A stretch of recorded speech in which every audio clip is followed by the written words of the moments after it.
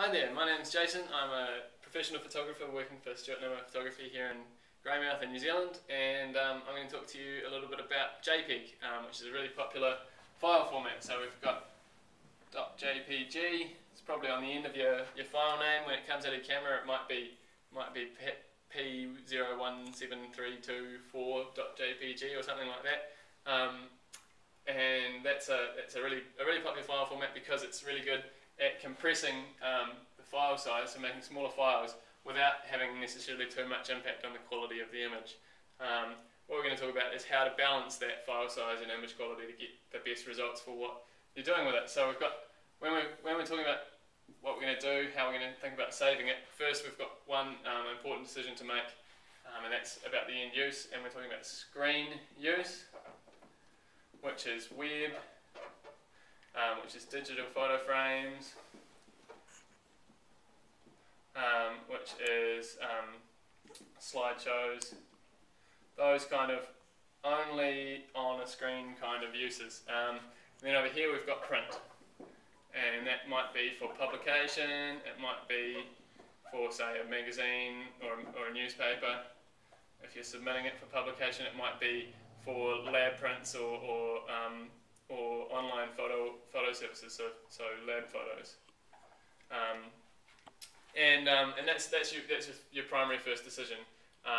Now, at this point, it's probably worth talking a bit about saving JPEG files. When it comes out of your camera, you want to keep that file. That's your master file. That's got all the information in it. That's got only the amount of compression that you specified in your camera settings, which will be probably quite minimal. It'd be a reasonable size file. Depending on your camera, it might be a couple of megabytes, up to quite a lot more than that, depending if you've got a really high resolution camera.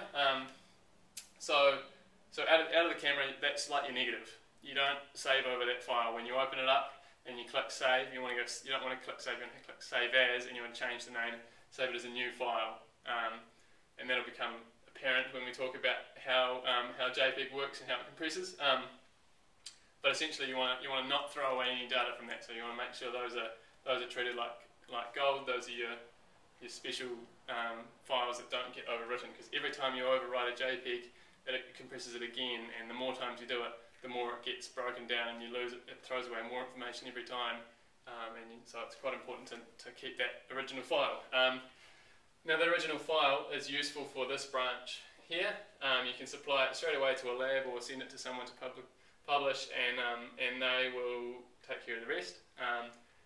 If you want to do some cropping or creative editing yourself, that's great, and then save that out. You can still use the JPEG format, make sure it's a new file, not saving over top of the original, and you can supply that straight out of your camera, or one save at full compression, or sorry, not full compression, at full quality size for print, and that's fine.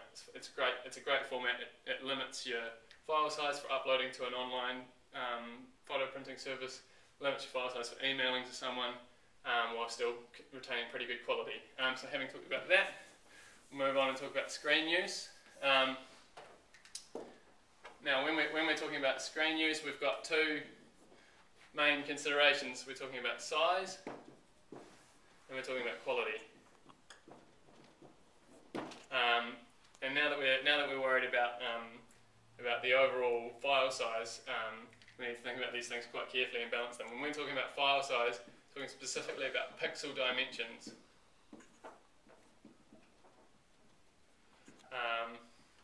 And that is how many pixels up this side and how many pixels across the top, and you multiply those out, find out how many pixels are in the whole thing. For screen use, we're talking about 72 dpi, dots per inch. We've got another video about resolution if that's a bit getting a bit tricky for you, but pixel dimensions is the absolute size, the number of pixels that make up the photo, and that's the first determinant of your file size. So you want to reduce your image size first to a reasonable number.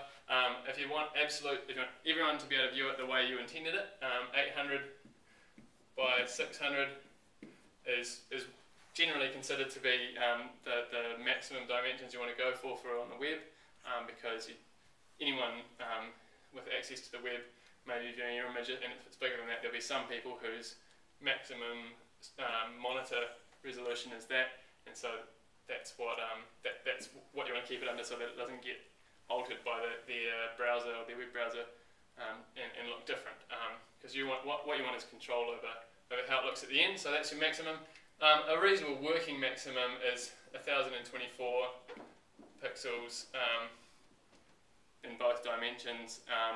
If you want it really big, like if you want it for full screen use, because these are getting pretty rare, and if you're not too worried about it being compressed by the odd smaller monitor, 1024 is a pretty good maximum to work with. But really what you want to think about is how big you want to view it. If it's going to be in a slideshow, think about it's going to be full screen, go for that 1024, maybe even a bit bigger if you're only using it on a specific monitor. If it's for a digital frame, think about the pixel dimensions of that specific frame, and often they'll have that information available in their documentation, or that's a really good 1024 is a really good standard to work to. Next consideration, once you've decided on your pixel dimensions, you've cropped and sized your image, you've got quality, and that's on a scale of 1 to 12. That's just a bit of an arbitrary scale that they say 12 is high quality or not much compression, 1 is lower quality and lots and lots of compression. So you want to think about how important it is to get those details into the image, retained in the image, and slide that slider up and down. Think about the overall file size now, because it's going to give you a little calculation. It's going to tell you down the bottom of the window what size your end file will end up as. So you want to think, is this for just emailing to my friend? Keep it under 1 megabyte. Maybe a couple of 100 kilobytes is nice, so that they don't have to wait for it to download on their email for a long time.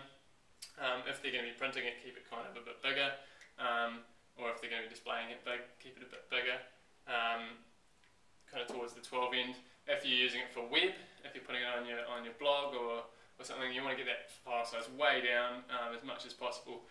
You can really get away with going even down to 3 or 4. Under 5 you start to notice the compression, but if it, as I say, it depends on how important it is to retain the detail. And that's where it comes back to how important it is that you're saving that off a master, because if you're doing that over and over again and your compression's getting down below sort of 8, it starts having a really heavy effect and each time it gets worse and worse if you save it over the same file again and again. So there's a lot of trial and error with that, and it's fine to try and save different files and look at them side by side, as long as you're not saving over your original file when you do any of them. And that's a really good way to, in some programs, Photoshop for example, has a companion program, ImageReady, which lets you look at different compression options side by side. So I think that's probably about a wrap, and hopefully you'll have a bit more insight into how JPEG compression works.